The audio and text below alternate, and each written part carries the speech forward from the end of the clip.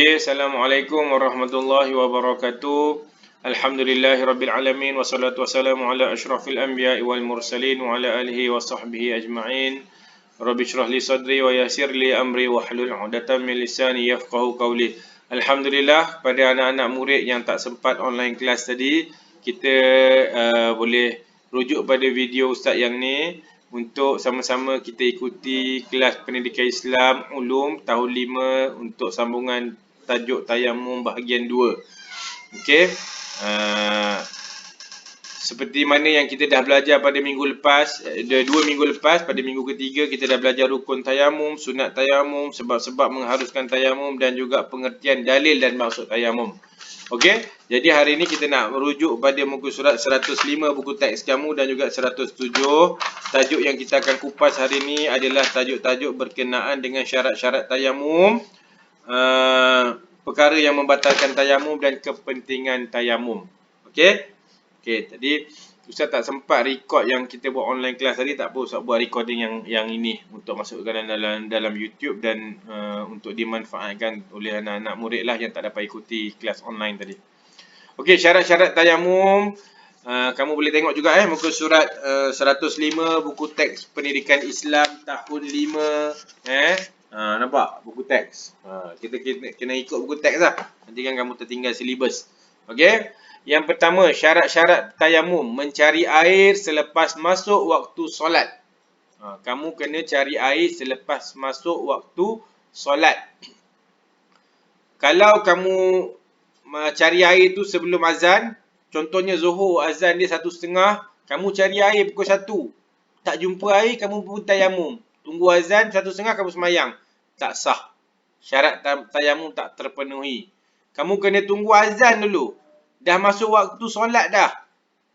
Azan dah masuk waktu solat dah. Confirm dah masuk waktu solat. Lepas tu kamu pergi bilik air, buka air, tak ada air. Kamu kena cari air dulu. Tak ada juga air. Baru kamu boleh bertayamum. Sebab nak memastikan kita tak bertayamum sekiranya ada air di dalam waktu solat. Kalau waktu solat ada air, tayamum tak boleh lah. Ini kalau tak ada air di dalam waktu solat. Yang kedua, syarat-syarat tayamum masuk waktu solat. Kamu kena pastikan waktu solat dah masuk dulu baru boleh tayamum. Yang ketiga, menggunakan debu tanah yang suci. Debu tanah ni kena cari yang suci. Kena pastikan tidak ada najis. Jangan pergi nak ambil debu tanah, nak tekap tangan, nak ambil tayamum ni, tengok-tengok ada taik kucing, ada taik cicak, ada kencing kucing. Jangan. Tak boleh Jadi kena pastikan debu tanah yang suci. Yang keempat, menghilangkan najis terlebih dahulu. Menghilangkan najis terlebih dahulu ni maksudnya kita nak bertayamum ni nak mensucikan diri kita kan daripada hadas besar dan juga hadas kecil. Okey. Sekiranya kamu ada orang dia nak mandi wajib kan, sebab dia nak contohnya haid ataupun lelaki keluar air mani, dia nak mandi wajib, nak bersuci lah. Jadi dia kena pastikan diri dia bersih dulu daripada najis haid ataupun air mani tadi tu. Suci dulu. Bersihkan dulu daripada air kencing, daripada najis apa? Berak ke kencing ke, bersihkan dulu. Lepas tu baru boleh tayamum. Macam mana nak bersihkan kalau najis? Itu kita belajar dalam bab yang guna batu, guna kertas, guna ni istinja kan. Okey. Seterusnya, perkara-perkara yang membatalkan tayamum. Melakukan semua perkara yang membatalkan wuduk. Perkara yang membatalkan tayamum yang paling basic sekali, melakukan semua perkara yang membatalkan wuduk. Apa perkara yang membatalkan wuduk? Secara ringkasnya, basic. Keluar sesuatu daripada dubur dan kubul, daripada kemaluan depan ataupun belakang, terkeluar sesuatu. Najis, air mani, haid, kencing, berak, apa sahaja yang terkeluar, kentut daripada dubur dan kubul. Yang seterusnya, tidur tidak tetap punggung. Bila kamu tidur, kamu tak tetap punggung, tidak di atas papan yang rata, maka wuduk kita terbatal, tayamum pun terbatal. Okey, tidur tetap punggung ni, tidak tetap punggung ni memang susah lah, sebab kamu pun Ustaz percaya kalau kat rumah tidur, pagi malam tidur kat belah kanan, pagi besok kepala dah berpusing belah kiri dah. Macam helikopter tidur kan, mana nak tetap punggungnya. Tapi kalau orang tu tertidur dalam keadaan duduk atas kursi, tu boleh lah. Hilang akal. Hilang akal ni banyak maksud dia mabuk. Contohnya dia makan ubat, dia jadi mabuk. Gila, pengsan, pitam. Itu termasuk dalam hilang akal. Dia hilang akal dia, tak sedar diri. Gila dia sedar tapi dia tak sedar lah dia gila. Tapi dia tak pengsan. Itu semua membatalkan wuduk. Pitam, sama juga, pengsan kan. Bersentuh kulit lelaki dan perempuan yang bukan mahram. Bersentuh kulit ni yang bukan mahram lah. Kalau kamu bersentuh kulit dengan adik perempuan, kakak, dengan emak, itu tak apa. Tak batal wuduk kamu.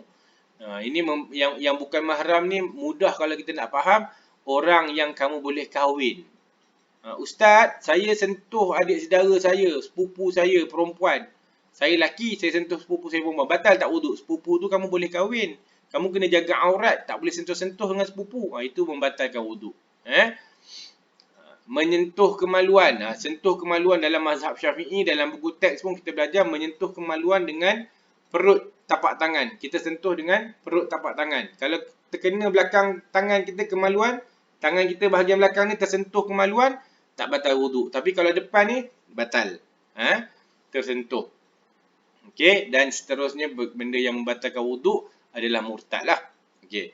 Perkara yang membatalkan tayamum lagi, ada air selepas bertayamum sebelum solat. Kamu dah tayamum, dah masuk waktu, dah azan. Kamu pun nak cari air, tak ada air. Kamu pun bertayamum. Kamu tayamum, kamu pun berjalan nak pergi kat sejadah, lepas tu bunyi air kat pipe, keluar air, dah ada air balik dah. Maka terbatal tayamum tu, kamu kena pergi ambil wuduk dengan air, lepas tu kena solat. Tak boleh guna tayamum, tak sah kalau kamu guna tayamum. Yang ketiga, sembuh daripada sakit dan boleh menggunakan air. Dia bertayamum disebabkan dia sakit kan. Dia tak boleh kena air, dia sakit, luka dan sebagainya. Lepas tu dia pun tayamum. Lepas tu hari tu dia dah baik, luka dia dah kering, dah sembuh. Maka dia dah tak boleh bertayamum, kena guna air. Perkara yang membatalkan tayamum lagi, telah luput waktu solat. Waktu solat dah habis, tak boleh dah kamu tayamum. Dan seterusnya, murtad. Okey. Kita tengok kepentingan tayamum, kemudahan. Yang pertama, kepentingan tayamum ni kemudahan kepada umat Islam untuk menggantikan wuduk dan mandi wajib dalam keadaan-keadaan tertentu. Dia nak menggantikan wuduk dan mandi wajib dalam keadaan-keadaan yang tertentu ni, keadaan-keadaan yang terpaksa lah.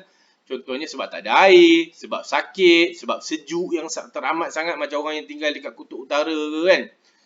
Dia merupakan kemudahan. Tayamum ni merupakan kemudahan. Ruksah dalam agama kita dipanggil ruksah. Macam kamu pergi bermusafir kan. Kamu pergi bermusafir, kamu boleh jamak kasar solat. Itu kemudahan lah. Kemudahan dalam solat. Sama juga tayamum pun kemudahan. Yang kedua, memastikan umat Islam tidak sewenang-wenangnya meninggalkan ibadah dengan sengaja. Ini tuntutan yang agak tinggi juga dalam Islam, supaya umat Islam ni tidak meninggalkan ibadah. Jadi kita kena bertayamum walaupun tak ada air, kita kena bertayamum untuk beribadah walaupun kita sakit, walaupun sejuk, kita boleh guna kaedah tayamum untuk kita beribadah. Nampak, Islam dia nak pentingkan ibadah, kena ibadah. Pentingnya solat. Kamu semua anak-anak jangan tinggal solat. Walau macam mana keadaan kita kena solat. Tunaikan solat walaupun susah. Yang ketiga, menghilangkan kepayahan dan kesulitan. Kalau benda yang susah, benda yang sulit, kita nak hilangkan kepayahan dan kesulitan, kita tayamum. Okay? Mudah. Islam ni mudah. Kita nampak cantiknya Islam kan. Mudah aja. Yang keempat, kepentingan tayamum ni menyucikan jiwa. Islam ni dia suka, Allah Subhanahu Wa Taala dia suka manusia yang jiwa-jiwa dia suci. Jiwa yang suci daripada kekotoran. Secara asas kita ambil wuduk pun suci kan. Kita bersihkan tangan, bersihkan muka, kita bersih daripada habuk. Tapi dalam masa yang sama kita bersih hati dan jiwa kita. Fikiran kita bersih daripada benda-benda yang tak baik. Yang kelima, umat Islam diseru sentiasa berada dalam keadaan yang suci. Kita tahu Allah Subhanahu Wa Taala ni suka benda-benda yang bersih. Allah Subhanahu Wa Taala ni satu zat yang maha suci kan. Allah tu sendiri maha suci.